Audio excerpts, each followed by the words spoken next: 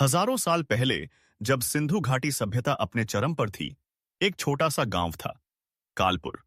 यह गांव घने जंगलों से घिरा हुआ था, जहां सूर्य की किरणें भी मुश्किल से पहुंच पाती थीं।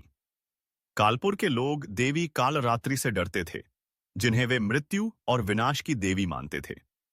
एक रात, जब पूरा गांव गहरी नींद में सोया हुआ था, एक भयानक घटना घटी।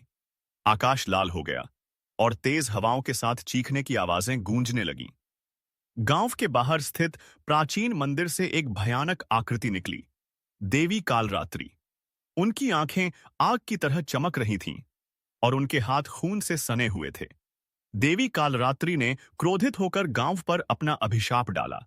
उन्होंने कहा, आज से कालपुर के हर घर में मृत्यु का साया रहेगा। हर रात एक आत्मा मेरे साथ आएगी। गांव वाले डर के मारे कांपने लगे। उन्होंने अपनी गलतियों के लिए देवी से माफी मांगी, लेकिन कालरात्रि का क्रोध शांत नहीं हुआ। अगली रात गांव के एक युवा लड़के की रहस्यमय तरीके से मृत्यु हो गई। उसके शरीर पर कोई घाव नहीं था, लेकिन उसकी आंखें डर से खुली हुई थीं।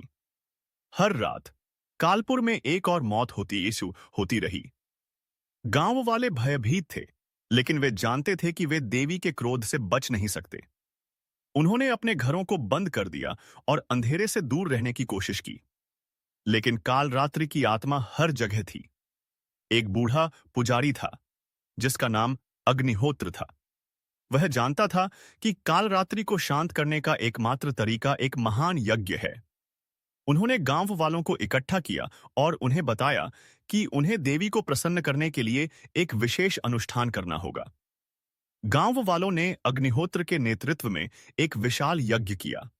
उन्होंने मंत्रों का जाप किया और देवी को शांत करने के लिए भेंट चढ़ाई। यज्ञ की लौ आसमान तक पहुंच गई और पूरा गांव धुएं से भर गया। अचानक एक तेज आवाज गूंजी और कालरात्रि की आकृति यज्ञ की ज्वालाओं के बीच प्रकट हुई। उनकी आंखें अब क्रोधित नहीं थीं, बल्कि शांत और उदास थीं। उन्होंने कहा, तुमने मुझे प्रसन्न किया है, मैं तुम्हारा अभिशाप वापस लेती हूं। कालरात्रि की आकृति धीरे धीरे धुएं में विलीन हो गई और गांव में शांति लौट आई। लेकिन कालपुर के लोग कभी नहीं भूले कि उन्होंने कितनी भयानक रातें बिताई थीं।